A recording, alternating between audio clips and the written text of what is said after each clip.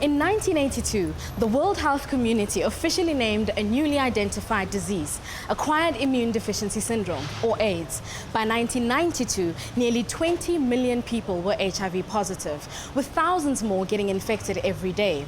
With its link to sex, talking about HIV and AIDS challenged our cultural values as well as our social rules. But this was a silence that one organization was determined to break.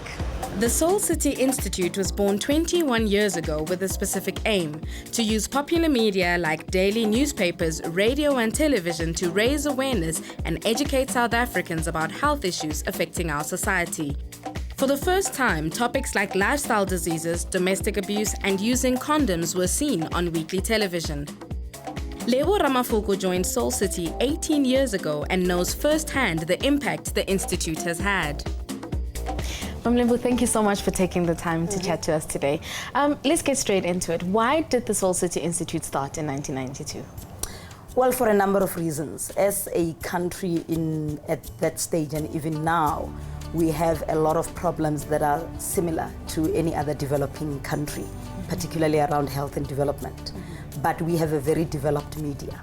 And for us, the idea is, how do you reach the maximum number of people with very vital information that would help them make informed choices about a number of health issues? I know you joined the Institute in 1995. Do you perhaps remember what was the energy like? What was the attitude of people in general towards HIV and AIDS around that time? In 1995, when I joined, when Soul City was busy preparing the second season of Soul City, was whether or not we would be allowed to talk about condoms on national television. You know, would the SABC accept that, in fact, we talk about a condom? Could we even be brave by having a condom on set? You know, could we put a condom in the series? You know, series 1 had been on air, and the final episode, or episode 12 of season 1, was when the sister Lizzie, who was acted by Nandini Mbe, the husband came home and I said, "Lizzie, I've got HIV,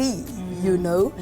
When you look at some of our research right now, the National Communication Survey says that the uptake of condoms in South Africa started in 1995, and you saw a steady, you know, increase of people who were basically using condoms or saying, "I'm going to seek a condom."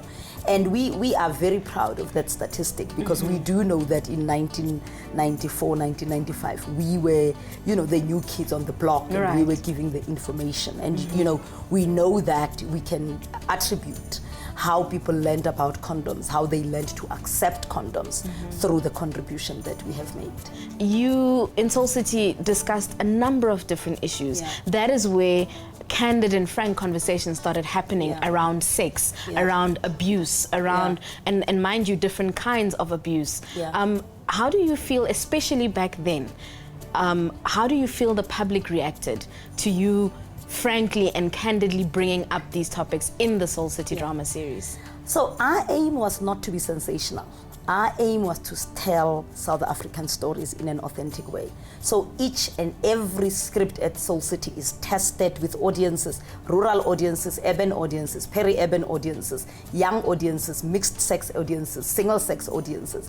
And from that process, you actually know what will resonate with your audiences. So people could see themselves on television, but also see themselves in a very positive way. You know, you saw a clinic which was unlike a clinic that any of us went to, you know, a clinic where Sister Bettina was a caring sister.